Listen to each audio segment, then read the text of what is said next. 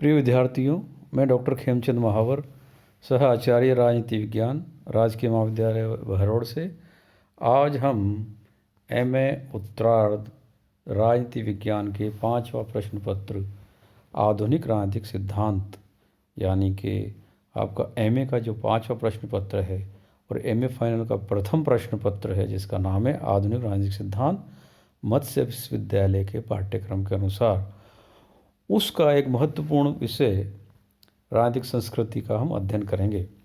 इससे पूर्व हम अनेक अवधारणाओं का अध्ययन कर चुके हैं।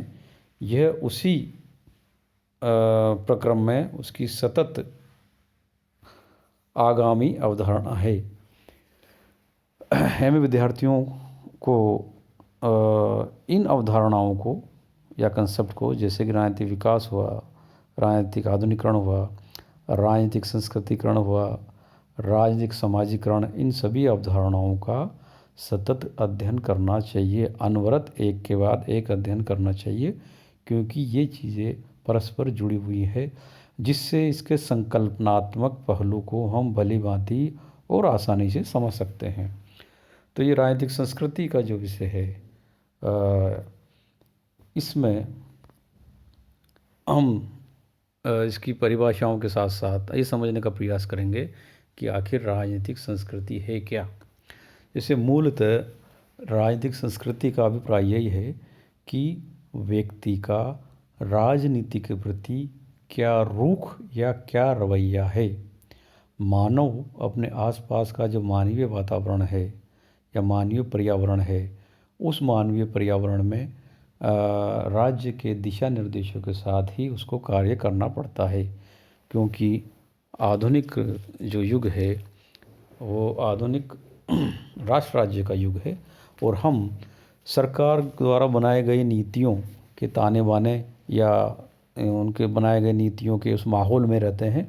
इसलिए सरकार द्वारा बनाई गई नीतियाँ मानव द्वारा और मानव सरकार द्वारा बनाए गए नीतियों द्वारा परस्पर प्रभावित होते हैं या इनके परस्पर प्रभावित हुए बिना नहीं रह सकते, क्योंकि सरकार द्वारा बनाई गई योजनाएं, नीतियां मानव के लिए होती है और मानव अपनी आवश्यकता के अनुसार ही सरकार से नीतियां बनाने की अपेक्षा रखता है।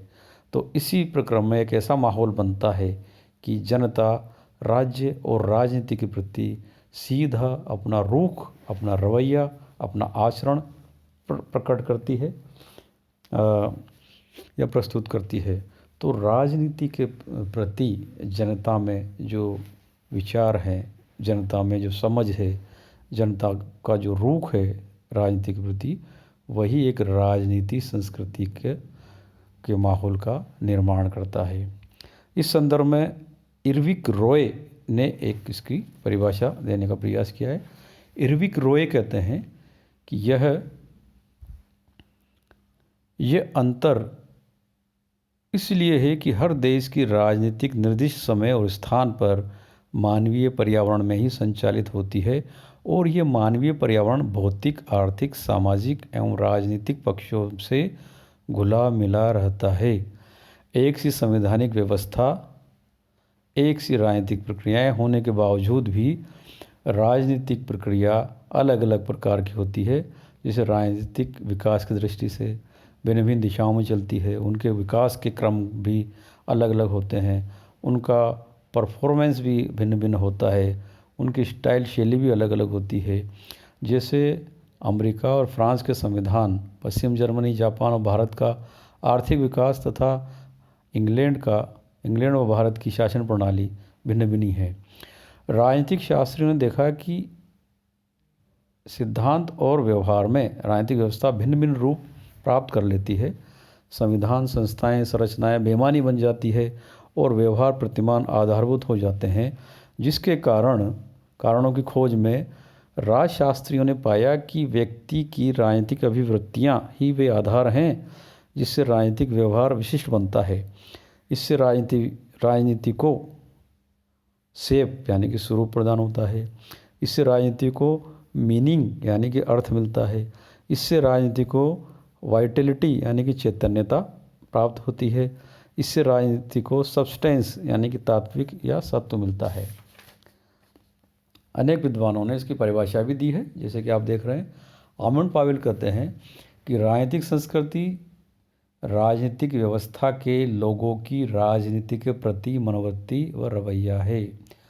एलन बाल ने कहा है कि राजनीतिक संस्कृति लोगों की राजनीतिक व्यवस्था व राजनीतिक मुद्दों से संबंधित भावनाएं, मूल्य व धारणाएं हैं।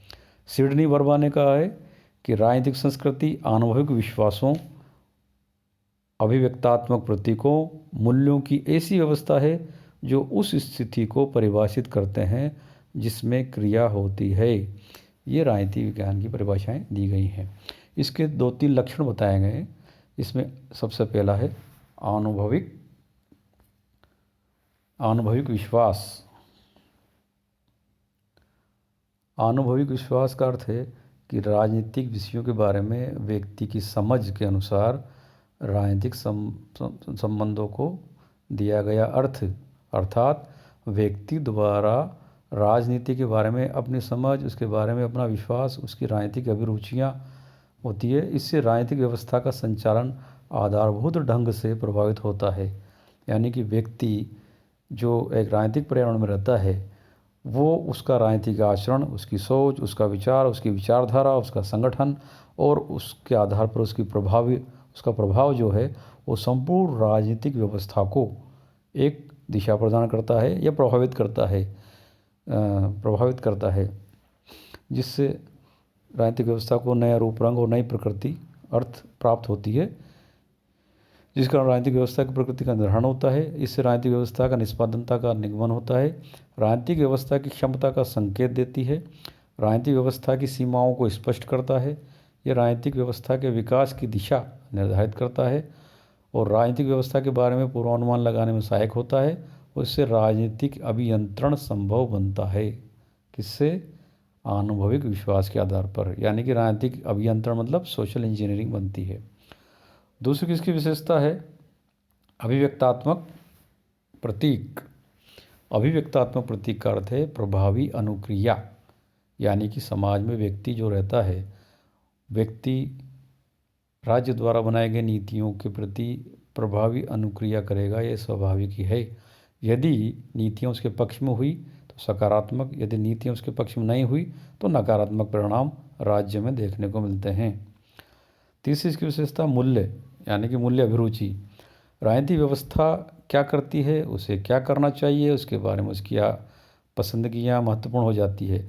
इससे व्यक्ति के बारे में तथा व्यक्ति का राष्ट्र के बारे में विचार बनता है।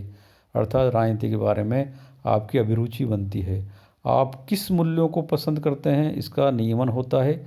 जहाँ शासकों को मूल्य अभिरुचियाँ, जनता की मूल्य अभिरुचियाँ अलग अलग होती है, इसी कारण ऐसे होती है, लोगों में साम्य नहीं रहता, टकराव आता है, व्यवस्था लड़खड़ाती है और कई बार संभल न पाने के कारण टूट तक जाती है, क्योंकि राजनीति निम्न के ऊपर आधारित है और निम्न के द्वारा निरूपित होती है। तो ये राजनीतिक संस्कृति की मूल्य अभिरुचियाँ है।